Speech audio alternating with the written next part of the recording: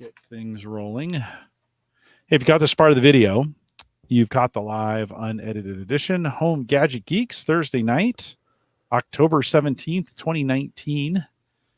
It is, a few minutes before 8 o'clock in the Central Time Zone. If you're listening to this any other time that you've caught the recorded version, you can fast forward ahead a few minutes or just hang out. Ed and I are going to be chatting for a little bit. If you're listening live, jump in the chat room. We want to know you're there. I saw Joe there here a few minutes ago. But we'll go 5 or 6 or 7 minutes, just time for folks to get in here and get kind of settled in. If you are new, maybe you just kind of stumbled across this on YouTube. I probably doubt it because I don't put a title that's a clickbait for YouTube. But if I did and you stumbled across it that way, we are a live podcast. We're every Thursday, 8 p.m. Central, 9 Eastern, out at theaverageguy.tv/live. And if you like what you see, stick around for some more. Justin is jumping in and just said cigars. He has been waiting for this show for a while. Sorry, Ed, I had to 2 weeks ago. I was just sicker than a dog and I could not. I assume you recovered. You sound good. I think so. I think so. I had a little hacking fit this morning that I threatened to scratch the voice pretty good, but I think I've recovered. Justin, your Bundaberg is here, and thanks for sending that. I have not cracked it open, but Justin sent me also a link. I'll put it in the show notes as well. We'll talk about it during the show. Link to the video where they sing about this song. This rum. So, Justin, thanks for sending that as well. And then, Justin, your cigars made it as well. They are rehumidifying right there in the top. So they were a little dry when they got here, and we're gonna let them sit in the humidor for a couple weeks at least. And Ed, how long do you think it takes? Bundaberg. Sorry, Bundaberg is what it is. Ed, how long do you think, if you say you got a cigar that you shipped in a box and it's kind of dried to the, it's kind of dried out, how long does it take to rehumidify, you think? Yeah, in the cigar lingo, people are always saying you don't want to smoke them OTT off the truck, right? Yeah. And it's a longer trip. You said they're from Australia. Yeah, I think so. I think he sent them there. They came to San Francisco. They put them in a box and shipped them to me. Yeah, I'd leave them a couple weeks. You're not in a hurry. No. And, no. Generally, the reality is you get used to it. If you have a cigar that you know is well humidified, before you smoke it, give it a gentle squeeze. You can actually feel a cigar with enough experience and know, okay, this feels over humidified, right? A little sponginess. Or if you even just hold it up to your ear, don't squeeze too hard. You can hear the wrapper crackling a little if it's under humidified. But, either way, well under or well over diminishes your smoking experience. We'll talk about it more in the show. I've been kind of crazy about humidity as I've been learning this, just figuring it all, figuring it all out. And I had a buddy who smokes a lot of cigars, and I like to give them away. That's just something for whatever reason, I really enjoy giving cigars away. And he was like, as we were smoking, he was like, wow, this is really well humidified. I was like, thank you. Thank you. I must be getting there. It turns out everybody thinks they're an expert. Yeah. I'm certainly not. I just have been smoking them for 30 years. Yeah. Well, a lot of experience, right? Absolutely. Kind of get the feel for it. I am on a show called The Cigar Authority. Mm-hmm. Yeah. And, I think the title came from the fact that, well, let's just declare ourselves the authority. Well, they've been 10 years, 12 years? Yeah, just about 10. We're coming up on the 500th episode. Okay. I say I've only been producing it for 2 years. And you're producing it and you're on it, right? As it turns out, I work in a podcast studio. If a co-host doesn't show up, guess what? I'm the co-host. I think today I was on Don't Do It Yourself, kind of sort of an Angie's List podcast. Yeah. So. But you're on it enough. I got the impression when they talk about you, like they kind of know they know you and your persona and who you are. Every one of the hosts on Cigar Authority has kind of their persona. of who they are, right? Right. Yeah. Yeah, I mean, maybe not in real life, but on Cigar Authority, I Yeah. think I'm the most reasonable one. You know, I don't tend to fight as much as the others. There's some interesting characters on that show. All of a sudden, your bandwidth got really bad on me. Oh boy, I don't get to see that on my side. Is the wind blowing out there? And I'm just kidding. Oh, we've had some storms, so Yeah. Well, we'll give it a second and see what happens. Your audio's not too bad, but hopefully it had been crystal clear right up until just a minute ago. You don't have any, right? You don't have any backups or anything going at the top of the hour, do you? Because that's about when it went. No, that's about when it went to crap on me. A mono-wired and maybe connection. Hopefully it's not me. Let's just double check here. Chat room, let us know. You guys can see both of us. Is who's clearer? We'll give them a second. We're just at the top of the hour, so let me make sure I don't have anything running here myself.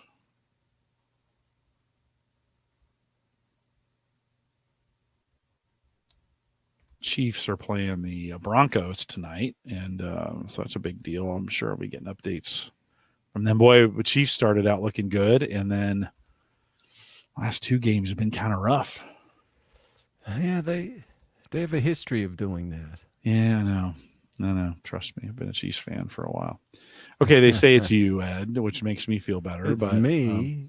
Let me have you do something for me. Drop the connection, and then come back in, and let's see if that can that'll clear it up for us. And we'll all right. Give it a second. We'll see. Return. We'll see you back here in just a second. Thanks for that. Yeah, it was getting worse. My end too. We'll give Ed here a second to come back. We're riveting podcasting. There he is. Oh, that's a circling video. Oh, there we go. That's a little bit better. Say something for me. Something. Okay, good. We're in sync with that. Okay. Me.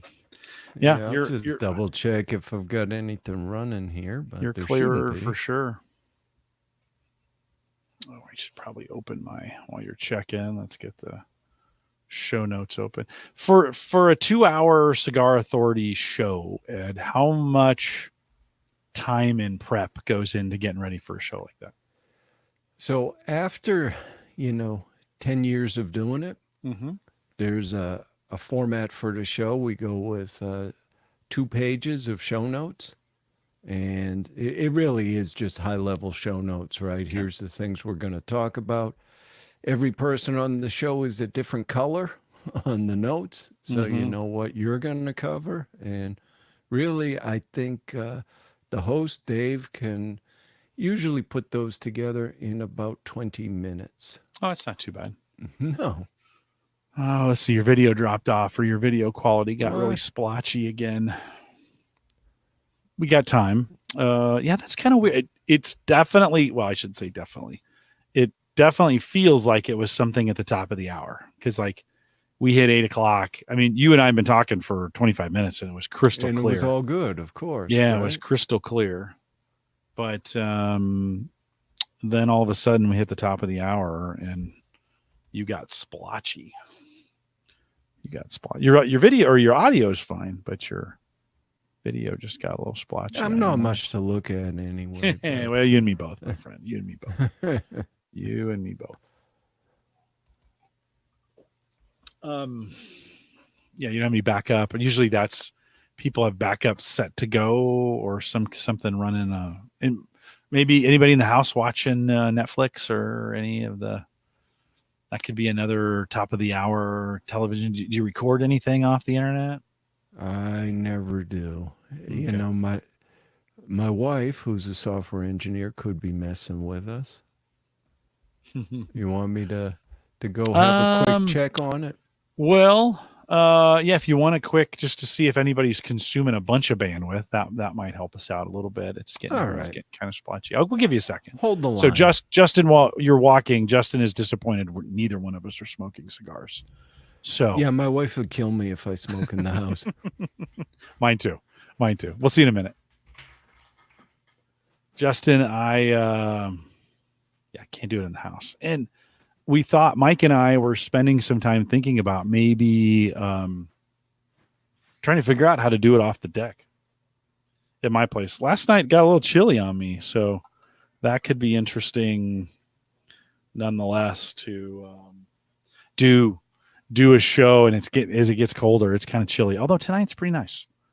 Probably a good night. Do it off the deck. Set some lights out there. That'd be kind of cool. My neighbors would.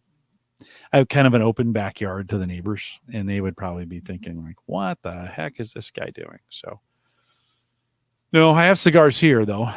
So I've got humidors and cigars here. So pretty excited to talk about them. As soon as Ed gets back and we figure out his bandwidth, we'll get started here. Thanks for hanging tight with me. If you're joining us for the first time, yeah, it's taken us a second to get into the show, so hang tight.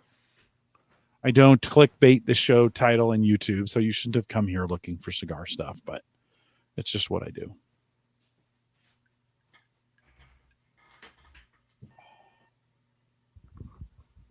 Any luck? My wife proclaims ignorance and innocence. All right, let's drop your browser connection one more time, and let's try that one more time. See if that can fix it. Thanks, guys, for hanging tight with us. Justin, good to see you. Joe, really good chatting with you last night, Justin, off the deck. That was pretty great. Enjoyed that. Fun to do that. That's like a 2-hour cigar, 2 or 2.5 hours. I kept wanting to go in, and I was like, I didn't want to leave any cigar. I smoked Ed's cigar last night, the one he sent me, and it's a Byron, Bryon, Byron. And here he comes, Ed. All right, let's see if this will hold. Looks good for now. Yeah, let's see if it'll hold for us. Let me see what's running on here. Give it a second just to make sure.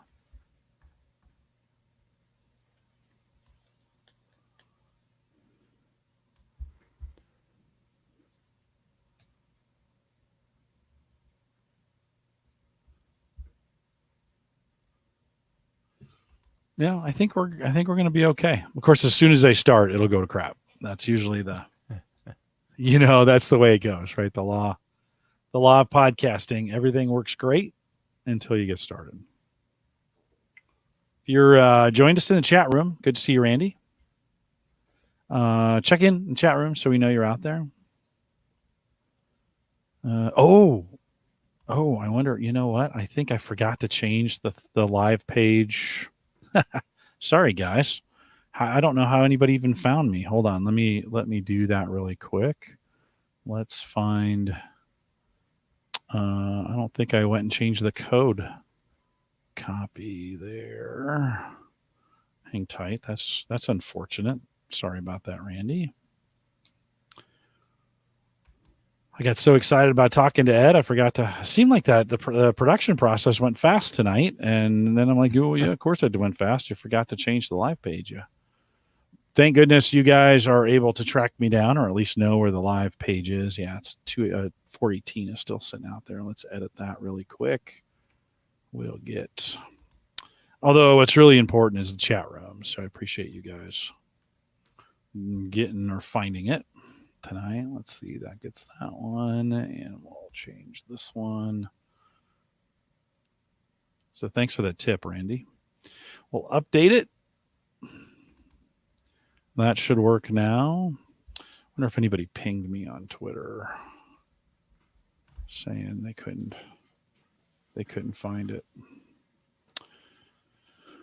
All right, view page. I think we're good there. Yep, you can refresh on the live page if you want. Although probably the Spreaker instance would have started, Randy. That's probably maybe not what you found. All right, I think we're good. Oh, YouTube notification. Good. Another good way of doing that, other Jim. Yep, and I think the video is holding as well. So I think we're in good shape. Let's not tempt fate. Ed, let's do this. The only thing I could see on my side is Backblaze was set to continuous backup, so I just bumped it to midnight, but Oh, nice. Back Blaze guy. Yeah. All right. That's Seems good. Me too. easy. Yeah. Yeah. It is. It is. Okay. Let me do the intro and we'll get started.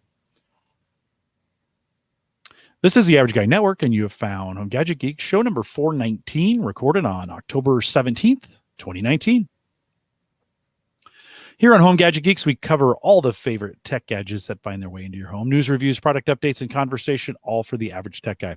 I'm your host, Jim Collison, broadcasting live from the AverageGuy.tv studios in a super beautiful Bellevue, Nebraska. Of course, we post the show, and there'll be some show notes this week, so we post those to the AverageGuy.tv, and for this one, you'll want to do the AverageGuy.tv/HGG419. You can also join us live on the mobile app. Tony was going to be out on the road, and the best way to join us on the road is through the mobile app. Go out to homegadgetgeeks.com, Android, iPhone, either way, free. You can download them. Best way to listen live and on the road. It streams through our Spreaker app, and we'd love to have you do that again, free, homegadgetgeeks.com. Join the conversation in our Discord group, theaverageguy.tv/Discord, or in our Facebook group, theaverageguy.tv/Facebook.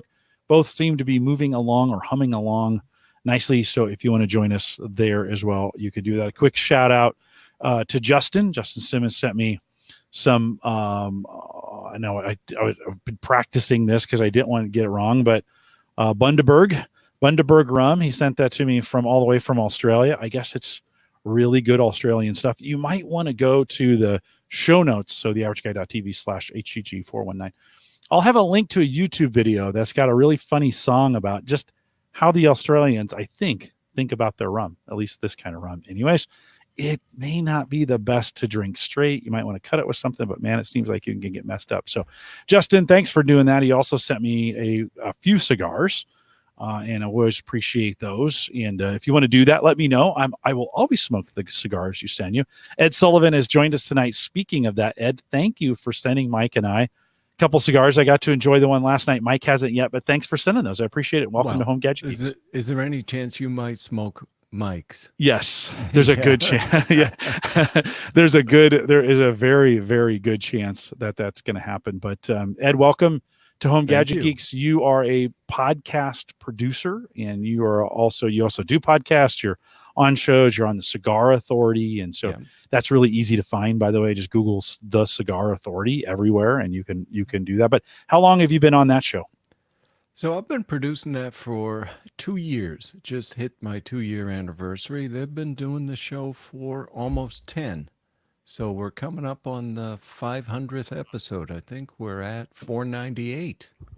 Weekly, it's a Saturday, right? Saturday live, is that right? Saturday live from 12 Eastern to 2. And they have never missed a week. It has never failed to go live at noon for about the last 10 years. That's amazing. Just with all the technical things that can go wrong, with all the people things that can go wrong, with all the stuff that has to happen. We're at 419. So, I mean, I probably missed 4 a year due to vacation, or I was sick when we had you scheduled 2 weeks ago. That almost never happens. I'm almost never sick, but no, and with 4 people on the show, if somebody can't make it, the other people carry on. Yeah. Very informative if you're a cigar guy or gal, and you want to kind of get a variety of what's going on in the business, who's doing what, some reviews. They smoke them live. Great show. The Cigar Authority is what it is. And Ed, how often do you think you're on that? On it in what regard? As far as camera, being on camera. I know you produce. Oh, I'm never on camera. Oh, you're on every once in a while, aren't you? Or do they just talk about you? They talk about, okay. I speak. I have a speaking part. Okay. Right? But the production board is off to the side. So you're always there. The disembodied voice, right? And I get to play all the sound effects and mess with the other hosts. Yeah. But it's a good show. It's fun. We have a lot of fun doing it. And available in all podcast form. You can subscribe on YouTube. You can do all those things, right? All the places, as they say nowadays, all Spotify, iHeart, yada, yada. Anything else when we think about what you do, any other passion projects or things that you do or on that you want to promote? Don't forget, I'm also on the Ash Holes. Oh yeah. And that is on Tuesdays now at 4 p.m. Eastern. That goes out live too. I work at the podcast studio, so all of the shows we have folks come in to do their shows. We actually stream everything live, and then post show. I just, pull the audio from that, do a little quick processing on it, and it's out the door. Yeah, it's kind of what we do here. Very, Yeah. very, very similar. Get it done. A few edits, almost none, and get them out. Right. Yeah, I think in a year and a half, 2 years counting Cigar Authority, I've done about 1,000 episodes out of there, and I think I did 3 edits. So Yeah. it's going out the way it came out of us. And 419 episodes. I've maybe done 3 edits on this where people have kind of said, "Hey, I made a mistake. Can you cut that part out?" And sometimes that always hasn't been easy, but we've got it done. Ed, how long you been smoking cigars? Let's call it about 30 years. Okay. So it's been a while. Yeah. And so you've actually seen, we were talking about this in the pre-show. You've actually seen, I thought the golden age of cigars was kind of maybe the last 5 years, but you said no. They've been more popular than they are right now. The cigar boom was, a lot of what precipitated the cigar boom was cigar aficionado kind of came on the scene. And then I think a more general audience started to become aware of it. And really, I think at that time, too, with all of the economy.com stuff going on, I think it just really got some popularity. Some sports figures, start to be seen with cigars. So it got a little bit of a cool factor to it. And at that time, it became so popular, they couldn't keep up with production, really. So and this is like 99, 2000, 2001, that kind of era. Yeah, but it is a resurgence now. And it's interesting if you look at it, the country of origin changes over time, right? If you go back to pre-embargo, which was what, 1962-ish, 3-ish in there. Something like that. It was not all, but a lot of Cuban cigars. Yep. And then at one time, subsequent to that, there were some from the Canary Islands, the Philippines, but then the Dominican Republic really emerged as the big one after that. But Honduras and now Nicaragua in particular is a hot area these days.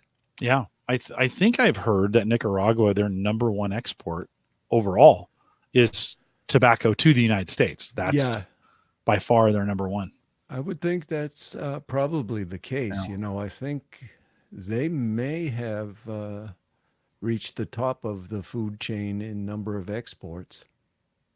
So, well, in popularity too. I mean, I think as I look at some of the cigar, I get cigar magazines now, and I look through those. A lot of tobacco coming out of Nicaragua, and country. It's stabilized the country in a lot of ways. Of course, money does some amazing things. Not always the countries, but when the money's good, life is a little bit better. And Nicaragua has not always been the most stable country, but in the years that the exports have been good, it's not. What's interesting on the tech side. Cigar making hasn't changed, right? In 200 years, right? I would say it's in that regard, it's a lot like wine, right? Has it changed? Not really. There have been refinements, right? They're not necessarily aging it in wooden casks anymore, and cigars are similar. They used to be all hand-carved wooden molds, right? But now they've gone to plastic molds. Right. And the factories have become much more sanitary. You see stainless steel rolling tables. So it's definitely improved. But the actual process, it's a handmade product. Yeah. Still gathered by hand, still rolled by hand, still binded by hand, still pressed into the mold by hand. Yep. Oftentimes gravity is what holds the box. They just stack them up and right. Harvested by hand. So. Even I think I've been watching some videos on it over the last couple months because I don't do anything. Once I get into something, I go I go all the way in. So the different cuttings and how they keep track of the different cuttings of the leaves, kind of based where they're found on the plant, Right. in the, the Connecticut versus the non, as far as the wrappers and the colors of those, right? I mean, so but that's not doesn't take a lot of tech, right? That's still kind of old world, right? So it is still kind of old world, but if you look even at technology advancements in agriculture, there have certainly been some. The farming techniques have improved significantly, right? So, in terms of things like soil analysis, if you look at a company like Perdomo, I mean, he's made his own equipment for certain things, Mm, right? So, mm, mm. even with the seeds he's planting, they'll look at those under a microscope, right? To see, Wow. okay, Yeah. are there any imperfections in the seed, right? Because once it's in the ground, it's out of your hands for a while. Then they'll do a lot with soil analysis to make sure that the soil is consistent from crop to crop. Irrigation has changed, obviously. So a lot of it is in farming technique. Yeah. The other thing is, back in the cigar boom, boy, you might find 20 to 30% of them didn't draw well. And they were making them fast. And now they've got draw testing machines in most of the factories. So you do tend to get a more consistent product these days. Yeah, it's interesting. I was watching a video, and it's just really just a tube. They put that Yep. in, and it's got a little meter on it, and it just tests the draw, and they're just running those through by hand, kind of, Yeah. throwing them in. I do imagine with this current boom, and I think it's going to continue to get more popular. Yeah.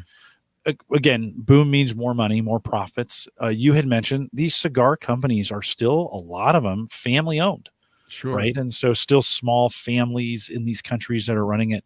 Do you think are we in a spot maybe where corporate is, like they did with beer? I mean, American beer, this craft beer movement took over, and then now we're having the bigger breweries starting to buy, right, all the craft beer. Right. Could something happen like that in with Well, cigars? if you look at a company out of Honduras from the original boom, a company called Camacho, at some point, Davidoff, which is a much bigger company, came in and bought them out. So, there is some consolidation happening, and some of the bigger companies like Altadis, and some of them have, let's say, ties to more of the cigarette industry, Yeah, and they've sort of diversified right. into cigars. I think the positive note on that front is they're finding there's not enough money in it for them. It's a hard thing to manufacture, right? Labor Yep. intensive to put these together, right? This is Sure. I not a mean, they're used to cranking out cigarettes and, vape product. yeah, Well, this is all handmade. right. Yeah. But I think more passionate consumers, don't you think? I mean, one of the things, you don't have somebody, most people aren't smoking 5 or 6 cigars a day like they would cigarettes, where you might be smoking, people may smoke an entire pack in a day easily in some cases. But it seems like the people doing it, they're more passionate, they're more educated about it, and Yeah. they're maybe willing to spend a little bit more, don't you think? Oh, I think so. And if you look at the manufacturers, a lot of them have been doing it in their families for generations. Yeah. And, the next generation will take over. And, the point about cigars is it's really not the same addictive quality as cigarettes. What I say to people is, did you ever see somebody run off an airplane to light a cigar? It really is not the same thing at Yeah. all. People tend to smoke fewer of them, they don't inhale them.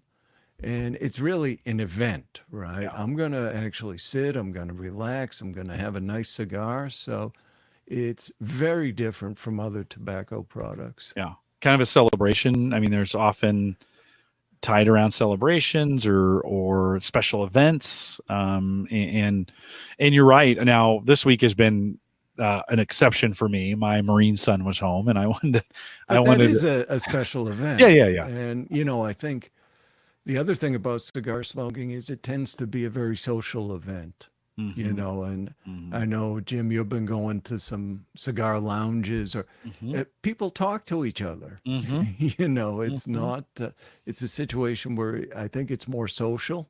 Yeah. And what I love about cigar lounges is sort of the great equalizer, right? You'll have the FedEx man sitting there with a blue collar guy with the CEO of a company, and Mhm. everybody's just having a conversation, relaxing, and enjoying their cigars. Yeah. And I've kind of noticed as I've been perusing YouTube through the videos, there is kind of a movement amongst at least the YouTubers that I'm watching of, hey, let's not get hung up in what's right and wrong.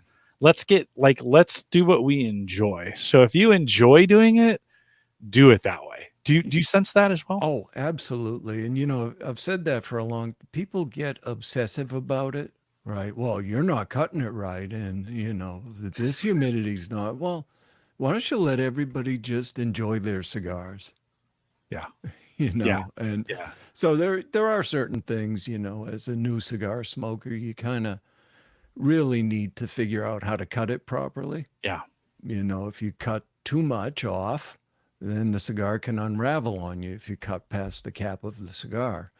If the cigar is over humidified or not kept at the right temperature, then you enter a danger zone. If you go too high on the humidity, the cigars will get mold on them. And at that point, throw them in the trash. I don't know about you, Jim, but I don't want to smoke mold. Um, you know, the one people are less aware of is the temperature danger, right? So, somewhere around even 72 degrees and 72 plus percent humidity, tobacco beetles can hatch. Hmm. And they're nice little boring creatures, not boring as in dull, but they'll bore right through the wrapper leaf, even right through cellophane. Mm. So if you're not careful, you can get an infestation in your whole humidor. Mm. And, some people have hundreds or thousands of dollars worth of Hmm. cigars. So Hmm. temperature becomes important as well. So, for most folks, you want to find the coolest spot in your house to put your humidor. Yeah. If you're really in a high temperature area without air conditioning, you've got to make accommodations to control temperature. And fortunately, there's more products these days for that. Yeah, and we're going to talk about those here in just a second. I want to let's start with some basics because I think sometimes when people think cigars, they think of big box humidors, or they think about like their dad, something their dad had or their grandfather had, and I've really kind of taken on to the new movement of kind of acrylic in a lot of ways, and you can see I've got a hemostat there that's telling me temperature and I think ooh, this is 76. I got a little Ooh. warm because it's sitting on my desk and I think the heat from my Yeah. computers is I'll move this back into a cooler zone when we're done here. But good to know, like, hey, 76, 69%. I got this acrylic. I went to Walmart and bought just a clear acrylic $6 uh waterproof, airproof, Yeah. right? So you can seal them in.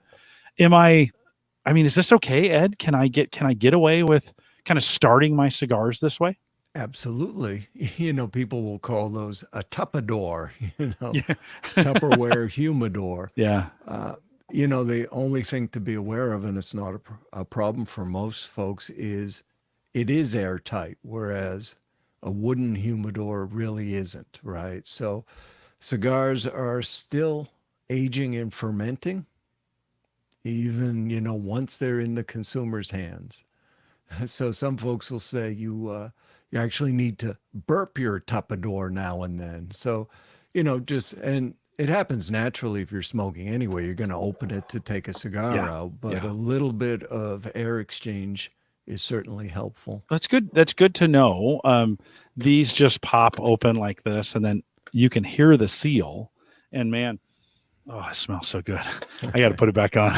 Yeah, and the thing for folks to be aware of though is then it becomes important to control the humidity, right? And have something that can actually absorb as well as add humidity to the air because especially in an airtight, if you don't have the right product, you're going to over humidify those cigars. Yeah. Yeah, and that is that right product. So I've noticed the Bovida. I, Bovida's a very that's popular it. There you go. product, and Right there. there you And have I've it. got the 69, 69 percent And humidity. and they Is do that a great job, right? they do? And let me just so for those who don't know, the Bovida product, it's a packet. It's got some kind of substance inside. It looks like a paper bag, a small paper bag of sort, and it's got some gel or something in there that both adds and removes humidity based on the spec that's on it, right? So if it's Yeah. too humid, it'll pull it in. If it's not humid enough, it'll put it out. Pretty ingenious, especially if you're in a tupperware. I know it's keeping it consistent because I have, and you've got one of these too. You were I showing me do. earlier.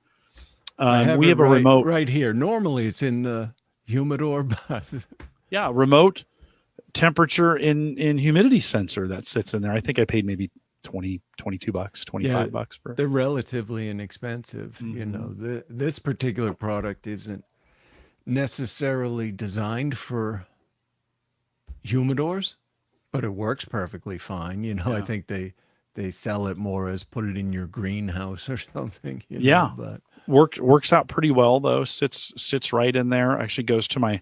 I have a Android tablet that I actually run the software on. It sits on. It's telling me too. It's at 77 degrees. I need to get these to cooler. it's yeah, I mean it's a relatively rudimentary app, but it does what you need it to do. Yeah. I No. think you can set alerts if it goes below a certain range or above a certain range. So, I keep it in the humidor, but that's sort of my general house temperature alert too. Yeah. If it goes below about 50 degrees, I know I got big problems. Well, yeah, no, for sure. And we're in this weird spot now in the fall where it's not cold enough for the heat to kick on, Yeah. but it's the house is insulated well enough that it stays pretty warm. It won't, the air conditioner won't come on. And so we get kind of a little bit, a few degrees warmer, even in the winter. Yeah. We get a few degrees warmer in here. So I need to, this is probably the time of year, this is the first fall that I've had a humidor working. And it's probably one of those things because of those beetles, probably Right. need to be careful. How long would it need to be at, let's say, close to 80 degrees for those things to emerge? Is there a Ah, time? it might be within a week or so, Okay. but and it's not a guarantee, right? Some Yeah. of the manufacturers now deep freeze their cigars, and then you will not have a problem with beetles if you do that. The obsessive consumers sometimes will also freeze everything that comes into their house, Okay. but I don't know. That doesn't hurt. That doesn't hurt the cigar. Doesn't. No, if you Okay. do a search, there's a whole process, right? So you got to get it in an airtight bag, refrigerate for a little while first to let them start to adapt to it, and then into the freezer for, I think it's 72 hours, but a quick online search will yield Okay. that. But I've never bothered. Yeah. Yeah. And I haven't, in the year or two I've been doing this, I've never had. I know it's a legend thing. A lot of guys and ladies talk about, you don't want to get those, Well, you don't. I mean, yeah, it's really bad if it happens, yeah. but Not the end of the world. listen, Unless you have thousands of dollars worth of right. cigars, right? I've been smoking Yeah. cigars for 30 years, never froze a single one, never had a single beetle. So, Okay.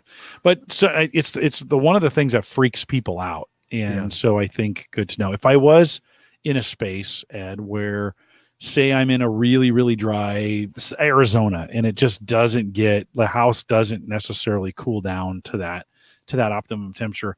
It's not, I don't want to throw them in the fridge, right? This isn't one of No. those kinds of things, right? Because the humidity will drop pretty Oh, severely at that point, yeah, right? it's very dry in the fridge. So, you definitely never want them in there. What about a wine? If I had a wine fridge, which isn't Well, quite as cold, can that something like that work? so, as it turns out, some companies are actually marketing their wine fridges. If you and we can screen share here if you want to show something, we can do that. You don't have to, but Eh, I'll describe it yeah, beautifully. yeah. There's a company called New Air that really started out making wine coolers. These are thermoelectric, right? So they don't have a compressor, which is part of what, with frost-free Hmm. refrigerators and all of Hmm. that, that's part of what draws the humidity out of the space. So these will not draw the humidity out. And you can set the temperature where you want it, right? So you could set it at, 68 degrees. Now you still have to deal with, okay, how am I going to humidify this?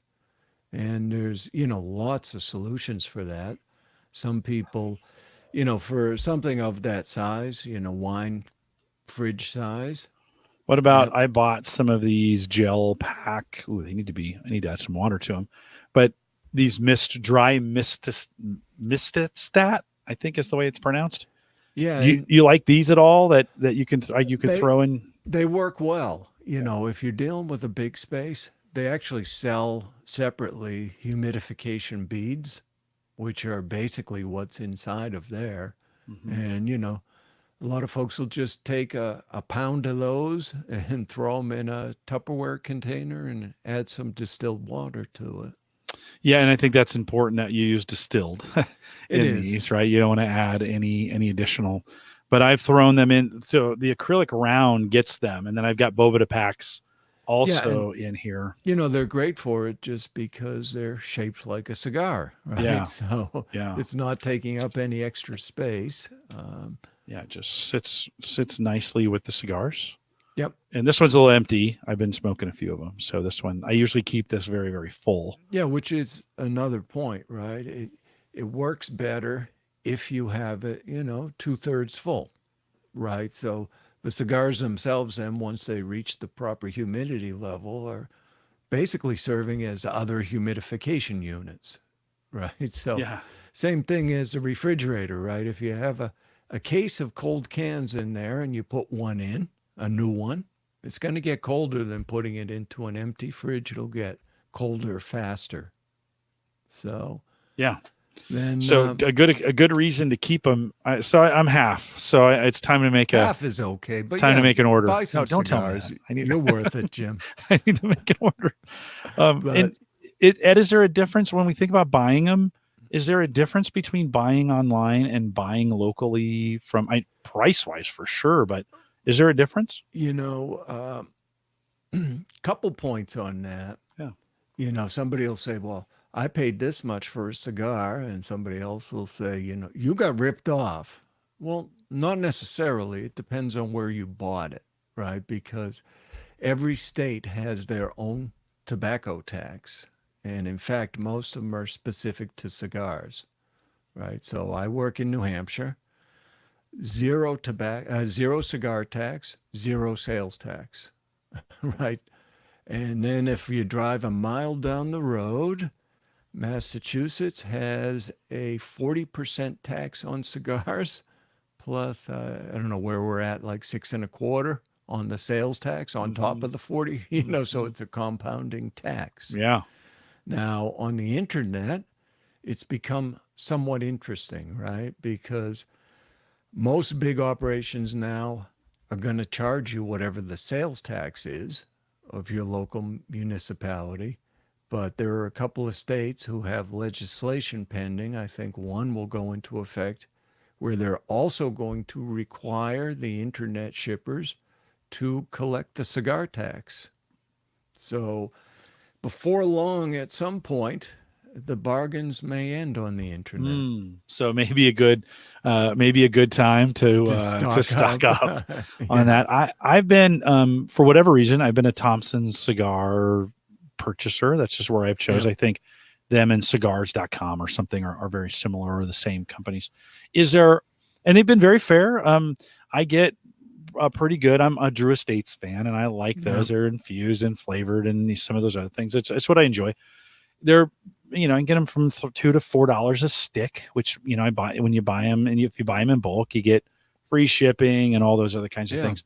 Is that okay? Is there better places to do it, or if I was You going to do know, it online? yeah, what I would recommend to everyone as a start. Now, this doesn't work for everyone. You may not have a local cigar retailer, right? But to get you educated and try some things, right? You could go buy one single cigar. Well, Hmm. that's not very cost effective on the internet, although a lot of them offer sampler packs, Yeah. and really that's the best way to start, right? Try a few different things because they're all different in terms of flavor and strength. But if you can find a good local tobacco retailer, and I understand if you're in a high tax state, well, that may not be financially feasible to keep buying from them. But, Hmm. as far as online goes, there's a whole bunch of good companies out there. Big ones. Cigars International is big, Yep. but Yeah. I think they own Thompson's now. And maybe that's what I was thinking. Cigar International. Yeah. Yeah, I mean there's a lot of consolidation in that space. Sure. And the price has been, at least for me, and because I love sharing them, one of the things I've done is, I buy a bunch and then over time share them with friends. And it's given Yep. me a great opportunity to try different flavors, different things. I've also noticed what you're drinking with them can make a big difference as well, right? Huge difference. Yeah. And I think there's a lot of good pairings. The rum works well if you think about it. That's probably the predominant alcohol product in the countries where they manufacture cigars. Hmm. So Hmm. it certainly is a pairing that happens quite a bit for me. I'm also a cigar taste tester for Cigar Journal magazine. And yeah, when you're doing that, you get water. Mm. That's about it, Yeah. because Yeah. you really have to focus on the On the flavor flavor. of the cigar. Yeah, which But would kind of bum me out. I've kind of enjoyed the pairing. yep. We actually had a really we kind of had a dry red the other night we were drinking, and I it so I kind of looked for a cigar that I thought wouldn't be too sweet, but necessarily wouldn't have a lot of bite to it either. I've got some that have, they're kind of just nasty, and you kind of want something rough with them, right? And it's Yep. so for me, and I think back to our beginning, I think for everybody this is different, of kind of finding that sweet spot of like, what do you pair with what? Because I do think they just go really, really well together. Yeah, and especially for something like a wine, you can't get a cigar that's going to completely overpower it, Yeah. right? So, you may go to something lighter to pair with a wine, and you could go with something much more full bodied if you're going to drink a bourbon or a cognac or something Mhm. like that. Yeah. Well, and some of the sweet cigars, I've even had a Riesling with. Oh, yeah. It's been delightful, and so it's one of those. I've spent some time now thinking through the pairings, like, oh, this would really go with this, or for I'm a big Java fan, and so a Java Mm. latte, which is a pretty light cigar for Oh, folks that are of trying to. course, you could have that with coffee, Yeah, right? no, right on. And we were the other day we were at Havana Garage, our local Yep. establishment here in Omaha, and the gal, Sarah came with me. She wasn't smoking cigars, but she came just to enjoy the time. And she was like, "Hey, do you guys have an Irish coffee?" And typically we Mm. make those with just Bailey's. And the gal said, "Do you want Jameson in there as well?" And we're like, "You Oh. can do that." And so I have not been doing coffee a lot, but that seems to me that I think that's what I'm gonna try the next couple is Yep. Irish coffee with one of those cigars that has a light, that might be a lighter. So I've used the internet to kind of inexpensively Yep.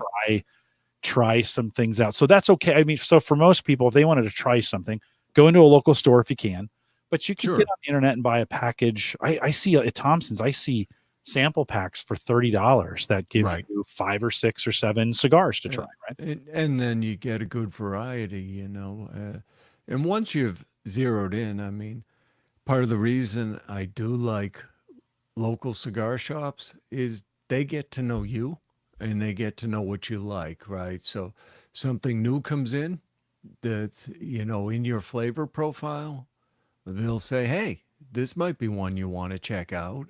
And internet is just sort of I don't know. I'll try that and Yeah. see. Yeah. But again, once you find something you really like, then you can buy in quantity. Most places offer a box discount, so it's cheaper by the box than it will be for single cigars. But now we're starting to get into more storage space. Yeah, more humidification, Right. more division. Hey, in speaking of that, in my humidors, I don't have any cedar anywhere in these. Am I doing it wrong? Because I've always been told you got to have some Spanish cedar, or it's not a real humidor. Is that true? I don't know if it's true. It certainly doesn't hurt anything, right? So, Yeah. if you age something a long time in contact with Spanish cedar, which, by the way, is not cedar at all, it's in the mahogany family, don't put aromatic cedar near your cigars. But if you age, the one I sent you, for example, is aged in the Byron. Ed, I cannot thank you enough for this cigar. Like, okay, let's just, is it okay if I disclose the price on this? Oh, absolutely. Okay. So we looked them up, and I'm kind of used to smoking online cigars that are $4 or $5. Like, a big cigar for me is 10. This was 30. And you were very, very generous to send Well, us two. And so I I appreciate was worried about your further education, so I thought I'd take you all the way to the PhD level. okay. So you told me that, and I'm not sure I necessarily believed you the whole way. Right. But then I took this out last night because I couldn't have you on the show and not have at least tasted it, right? So V cut it, because that's Yep. for me, that's what I like. Most of the cigars V cut. If it's a boxed, Right. if it's square and boxed, I'll punch it. And I've kind of gotten away from full cuts. Just Yeah. just my preference. It's what I like.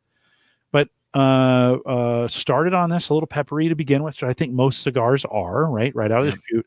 And then it settled into the most mild, smooth, delightful, delicious. And you do catch a lot of cedar on that, in the background. Yeah. It was so I said to Sarah, you gotta try this. Like, so she tried it. She's like, oh my gosh, that is legit. And so there is a big difference. Like, this is a celebration cigar, hearty, good size, not Churchill size, but Nope.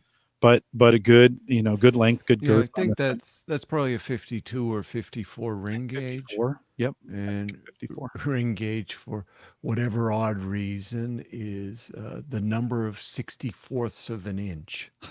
So a 64 ring gauge would be 1 inch across. Hmm. Yeah, So it's delightful. So again, thank you for I'm doing this. glad you enjoyed it. This was the Reserva 5 Anos. Am I pronouncing that right? Cinco años. Cinco Anos. There we go. Come on now. Sorry, my Spanish is. Although that one, that one, well, you've listened to the Cigar Authority and the way some of the folks butcher Yes. the English language, never mind the Spanish language. But yeah, that one is interesting in that it is manufactured in Costa Rica. Mm-hmm. And, there's a few small factories in Costa Rica. And, in the old days of cigars, you could say, okay, I'm going to smoke a Nicaraguan cigar. Sure, because they grew all the tobacco in Nicaragua and then they manufactured it there. Now there's a lot more blending going on. So you may have, 4 or 5 countries worth of uh, tobacco of origin from 4 or 5 different countries that they'll blend. Mm-hmm. So things have become more interesting and more complex in some of the tastes. I have also, and let's talk about lighter tech for just a second. So we talked a little bit about cutters. Hey, does it matter before we move off the cut, right? So I said V cut. Yep. You can straight cut it. You could Yep. punch it, right? Those are kind of the 3 most common ways of doing it. You have a preference on what you do? And do cutters matter? I have a cheap little $6 V cutter that does the job. Do I need a $30 V cutter? So, as with anything else in this world, I mean, you get what you pay for, right? The cheap cutters are as sharp as can be for not a long time. Right. So as as soon as you start to feel any resistance, because over time as they get duller, they'll tear the wrapper a little bit. Yeah. V cutters, uh, Calibri, is it the Calibri? Yeah, they make the best V cut, and I say that because it stays sharp virtually forever, Okay. and it's a very deep V cut. A lot of the times the cheap ones are just kind of skimming the surface. It gets pretty small. I mean, it's a small Yeah. cut across the top when I do it. I would just get more of a draw the deeper it is. Yeah, a little bit more, but the reality is, I don't know, it's whatever people like. Okay. I'm not a big fan of the punch cut just because it's a very small opening. Hmm. And if it's a big cigar, over time, you'll get a little buildup, of Yeah. tars and particulates in that small opening. But if you're enjoying it, who cares? Yeah. Well, we punch cut the smaller. So the Yep. Java brand that I was talking about, those are a lot smaller, a lot shorter. Yep. That seems to work well for those. The lighter I have has a punch cutter on the lighter itself. Yep. They're usually fairly small Yeah, diameter. this one Yeah. not very big at all, but we it's in a pinch, kind of comes in. I send some people chew off the And end if you yeah, the old timers still bite the end off.